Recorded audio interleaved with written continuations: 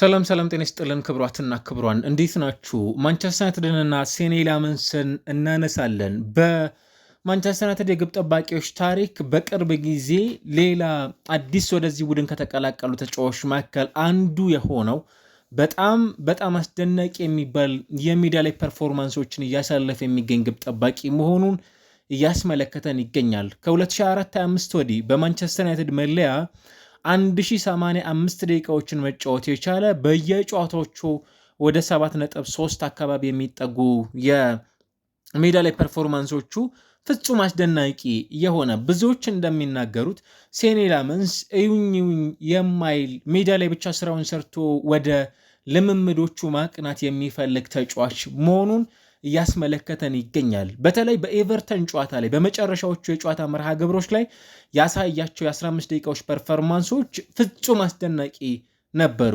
ለምሳሌ የኤቨርተንን ጨዋታ ብቻ ስናነሳው 43 ኳሶች ነበሩት። 4 ኳሶችን ፓንች አድርጓል፣ 4 ሴቭ አድርጓል። ምናልባት በጨዋታው ላይ ሊቆጠሩበት ከነበሩት ግቦች እንዳይቆጠር ማድረግ የቻለ ተጫዋች የጨዋታው ኮከብ የምንለው ተጫዋች ነበር። እናም በጣም አስደናቂ የሚባል የሜዳ ላይ ፐርፎርማንስንም ጭምር ካሳለፈባቸው ምሽቶች ውስጥ አንዱ ማንቸስተር ዩናይትድ ከረጅም ጊዜ በኋላ በግብ ጠባቂዎች ሲፈተን የቆየ ቡድን እንደመሆኑ መጠን በግብ ጠባቂ መልሶ እየተካሰ የሚገኝ ተጫዋች ቡድን መሆኑንም ጭምር የሚያሳይ የሜዳ ላይ ፐርፎርማንስ እየተመለከትንበት የሚገኝ ቡድን ሆኗል። አንድ ግብ ጠባቂ በሁሉም ረገድ በጣም ጥሩ ሲሆን፣ በጣም የተሻለ ጊዜን ማሳለፍ ሲችል እንዲህ አይነት ቡድኖች ወይም ክለቦች እንዲህ አይነት ወሳኝ የሚባሉ ውጤቶችንም ጭምር ማሳለፍ እንደሚችሉም ጭምር ከሚያሳዩት መካከል እንደ አንዱ እናነሳዋለን። በማንቸስተር ዩናይትድ ኃላፊዎች በኩል በደንብ ታምኖበት ወደዚህ ቡድን የመጣ ደግሞም አንዳንዴም እንደሚሉት ማይክል እንደነ ፒተር ሽማይከል ነው ወይ ሲባል በፍጹም አይደለውም ጭምር ሲል መልእክቱን የሚናገር እኔው ነኝ የሚል ስለ ራሱ ይበልጥ ሜዳ ውስጥ የሚችለውን አቅም ለመስጠት ጥረት እያደረገ የሚገኝ ግብ ጠባቂ መሆኑንም ጭምር እየተመለከትንበት የሚገኝ ግብ ጠባቂ መሆኑን እያስተዋለ እንገኛለን።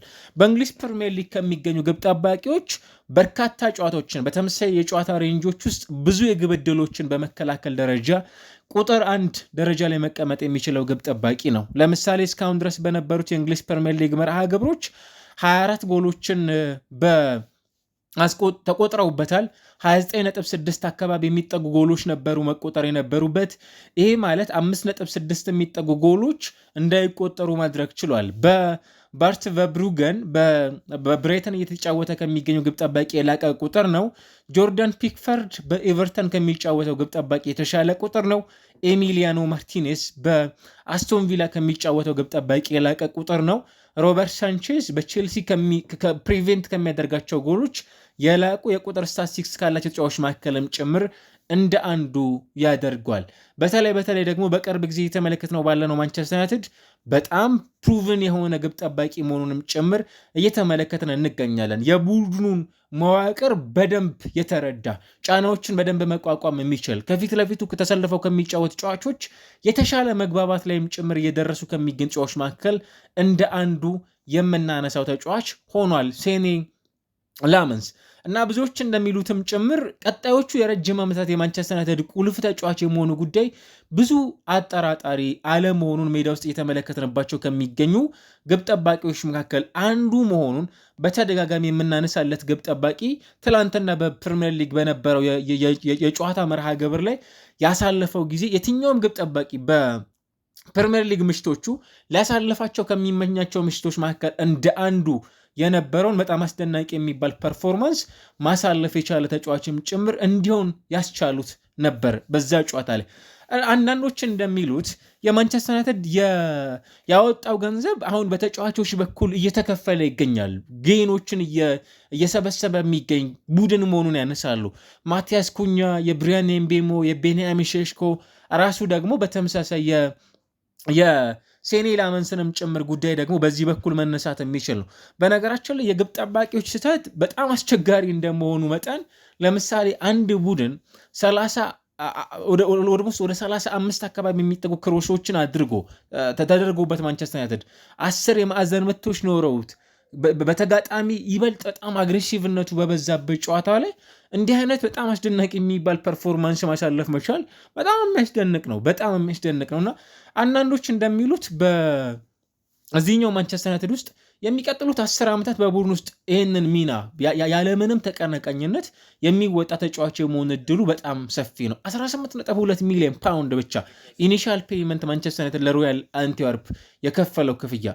ይህንን ስትመለከቱ የተከፈለው ገንዘብ እጅግ በጣም ከሚባለው በላይ በጣም ጥቂት መሆኑንም ጭምር የምንረዳው ተጫዋች መሆኑን በደንብ ማስታወስ የሚቻል ይመስላልና ይህንን ማድረግ እስካልቻለ ድረስ የማንቸስተር ዩናይትድን ይሄ በቶፕ ሌቭል መቆየት የሚችልበት እድል ሜቢ ላይኖር ይችላል እና ፊዚካሊ በጣም ኢንካውንተር የሆኑ ቡድኖችን ስትገጥሙ ደግሞ ረጃጅም ኳሶችን መጠቀም ይበልጥ የቡድኑን ባክፎሩን ደግሞ መምራትም ጭምር ደግሞ የሚጠበቅበት አይነት ተጫዋችም ጭምር መሆኑን ልንዘነጋ እንደማይገባ አንዱ ማሳያ መሆኑንም ጭምር እናያለን እና በብዙሃኑ የዩናይትድ ሰዎች ይበልጥ ታማኝነትን እያተረፉ ከሚገኝ ተጫዋቾች መካከል እንደ አንዱ የሚነሳ ነው። አሁን ያለበት የሜዳ ላይ ቆይታው በጣም አስደናቂ የሆነው ግን ሚዲያዎች ፊት ብዙ የማያወራ አይነት ተጫዋች መሆኑ ይበልጥ ደግሞ ስራዎቹ ላይ ብቻ እያተኮረ መጓዝ መቻሉ በጣም የተሻለ ተጫዋቹ ጋር ራሱን አፕዴት በማድረጉ ደረጃ ላይ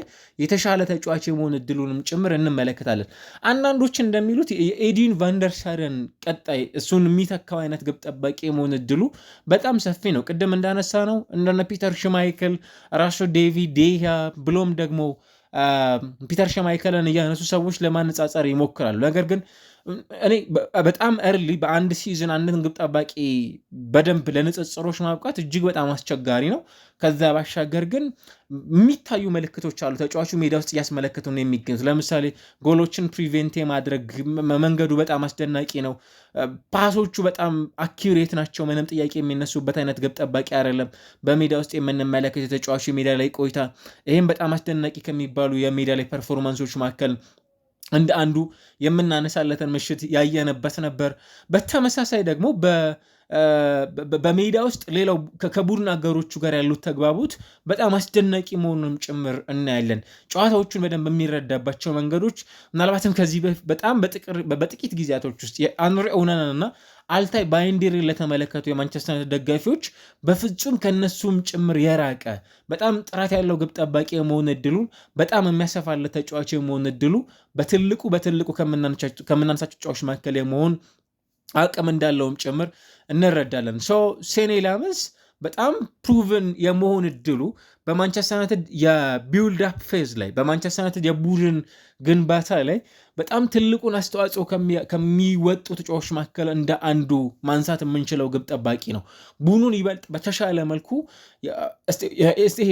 ስቴፕ አፑ ደረጃዎቹ በቶሎ የሆነ ፌዝ ላይ መድረስ እንዲችልም ጭምር የዚህ ተጫዋች ወደዚህ ቡድን መምጣት በትልቁ የምናነሳው ግብ ጠባቂ መሆኑንም ጭምር ልናነሳው የሚገባ ነው። ምናልባት በማንቸስተር ዩናይትድ በኩል ለዚህ ተጫዋች እድገት አሁን ለምንመለከተው የሴኔ ላመንስ እድገት የራሱ ብቃት በጣም በትልቁ ልናነሳው የሚገባ ነው።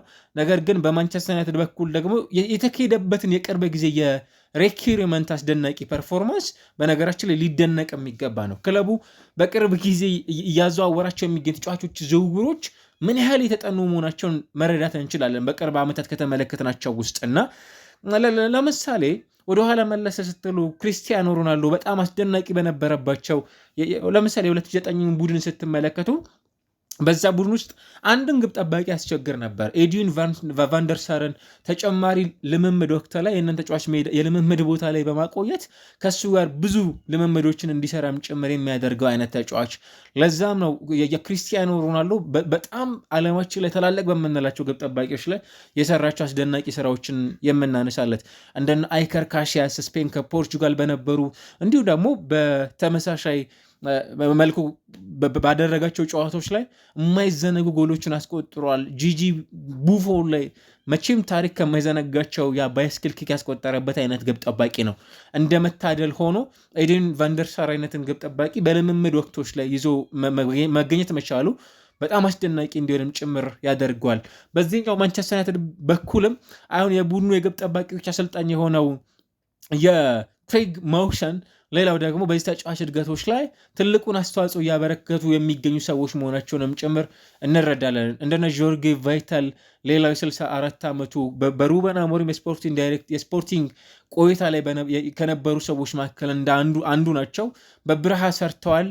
በጣም ጥሩ የሚባል የኮቺንግ አስደናቂ የሚባል ብቃት ካላቸው ሰዎች መካከልም ጭምር ደግሞ ይነሳሉና አሁን ባለው የማንቸስተር ዩናይትድ የወጣት ተጫዋቾች ላይ በማርኬት ቫሊዩ በጣም ትልቅ አቅም አላቸውም ጭምር ተብለው ከሚጠቀሱ ተጫዋቾች መካከል አንዱ የመሆን እድል ካላቸው ተጫዋቾች መካከል በግንባር ቀደምትነት የሚነሳ ኳሊቲ ካላቸው ተጫዋቾች መካከልና እድገቶቻቸው በጣም በአጭር ጊዜ ወደሚታይ ፕሩቭን ወደ ሆነ የሜዳ ላይ ብቃትም ጭምር እያደጉ ከሚገኝ ተጫዋቾች መካከል እንደ አንዱ እንዲሆን ትልቁን አስተዋጽኦ እያበረከተ የሚገኝ ተጫዋች መሆኑን እየተመለከትንበት እንገኛለን።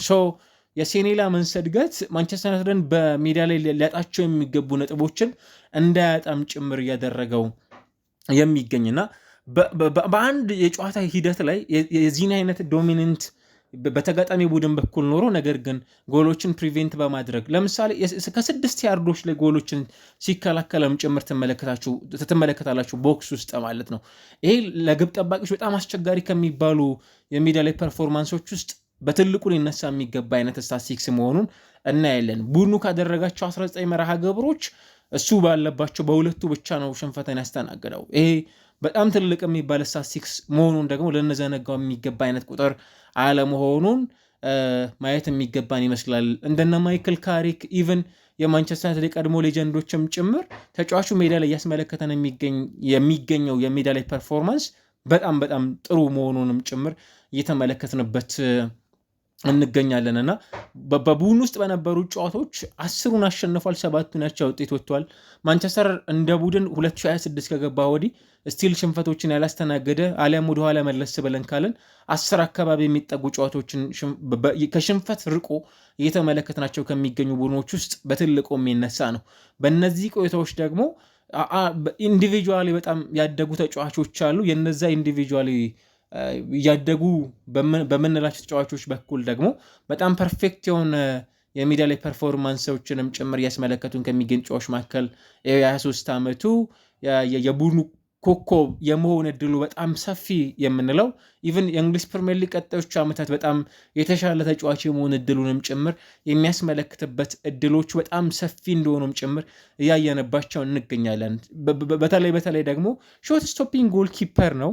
አንዱ በጣም አስደናቂ የሚያደርገው ይሄ ነው። ፕላስ ደግሞ በእግሩ መጫወት ይችላል። ይሄም በሜዳ ውስጥ ዩናይትድ ከረጅም ጊዜ በኋላ አቷቸው ከነበሩ ተጫዋቾች መካከል እንዳንዱ የሚነሳ የአውሮፓ ቻምፒየንስ ሊግ ተሳትፎን ቡድኑ ማሳካት አለበት ተብሎ በሚባለው ጥያቄ ውስጥ ያንን ለማሳካት በጣም አስፈላጊ ተብለውም ጭምር ከሚጠበቁ ተጫዋቾች መካከል አንዱ የመሆን እድሉን ሜዳ ውስጥ ፕሩቭ እያደረገ የሚገኝ እና ደግሞ መዘንጋት የሌለብን በቤልጅየም ከቲቦት ኮርቷ በኋላ ቀጣዩን የቤልጅየም ብሔራዊ ቡድን የግብ ጠባቂነትን ሚና መረከብ የሚችል ምናልባት የረጅም ዓመታት የግብ ጠባቂነትን ሚና በተሻለ ደረጃ የማሳለፍ እድል አላቸውም ጭምር ብለን ከምናነሳቸው ግብ ጠባቂዎች ውስጥ እንደ አንዱ የሚነሳ የዩናይትድ የቅርብ ጊዜ ግን የሜዳ ላይ ፐርፎርማንሶቹ በትክክል ሜዳ ላይ እየታየ የሚገኘው ብቃት በጣም አስደናቂ መሆኑን እየተመለከትንበት የሚገኝ ግብ ጠባቂ ሆኖ እያስተዋለው ነው የሚገኘው። ሴኔ ላመንስ አሁን ኖዋን ተችም አይነት እንድንለውም ጭምር የሚያደርግ ፐርፎርማንስ በፕሪሚየር ሊግ ውስጥ እያሳለፈ ነው የሚገኘው። ቅድም እንዳልነው የሜትር ከ93 ሳንቲሜትር ይረዝማል። በጣም ረዥም ያለ ግብ ጠባቂ ነው። አክቹዋሊ ማርኬት ቫሊዩም ከዚህ ቀደም ከነበሩት አሁን በደንብ የተሻሻለ አይነት ጥራት ያለው ተጫዋች ነው። ምናልባት ወደ 75 የሚጠጉ ሙከራዎችን አስተናግዶ ነው በነገራችን ላይ 26 ጎሎችን ያስቆጠረው 26 ጎሎች የተቆጠሩበት በጣም በኦልሞስት ወደ 3 እጥፍ አካባቢ የሚጠጉ ሙከራዎችን አከናውኑ 48 ሴቮችን አድርጓል። በማንቸስተር ዩናይትድ የሜዳ ላይ ቆይታው በስካውኖቹ ቆይታዎች 5 ጨዋታዎች ላይ ክሊንሺቶችን አስመዝግበዋል። በሁለት አጋጣሚዎች የፍጹም ቅጣት ምት ጎሎች ኮንሲድ የተደረገበት አይነት ተጫዋች ነው። ፓሲንግ አኪዩሬሲው በጣም ጥሩ ነው። ወደ 56.4% ያንን ማድረግ ይችላል። 31.6% ደግሞ ረጃጅም ኳሶችን ለቡድን አጋሮቹ ማቀበል የሚችል ተጫዋች መሆኑንም ሜዳ ላይ እያስመለከተ ነው የሚገኘው። አብዛኛውን የክለብ ብሩዥ ከዛ ባለፈው የሮያል አንቲዋርፕ ቆይታዎች ናቸው የነበሩት። ቅድም እንዳነሳ ነው በቤልጅየም ብሔራዊ ቡድን ከ17 ዓመት በታች ጀምሮ እስከ ዋናው ቡድን ድረስ መጫወት እየቻለ የሚገኝ ተጫዋች ናቸው። ወደ ዋናው ቡድን ከተጠራ ገና አንድ ጨዋታ ነው። ነገር ግን ቀጣዮቹ ጊዜያቶቹ ከዚህ የተሻሉም ጭምር የመሆን እድላቸውን በሰፊው የምናነሳው ግብ ጠባቂ ነውና በቅርብ ጊዜ ለምሳሌ ከሲቲ፣ አርሰናል፣ ፉልሃም፣ ቶተንሃም፣ ዌስትሃም፣ ኤቨርተን ጋር ያደረጋቸው የጨዋታ መርሃ ግብሮች ብቻ በጣም ትልቅ ምስክር መሆን ይችላሉ። ምናልባት ለማንቸስተር ዩናይትድ በጣም ትልቅ አሴት መሆኑን እየተመለከትንበት የሚገኝ ተጫዋች መሆኑን እያስመለከተን ይገኛል።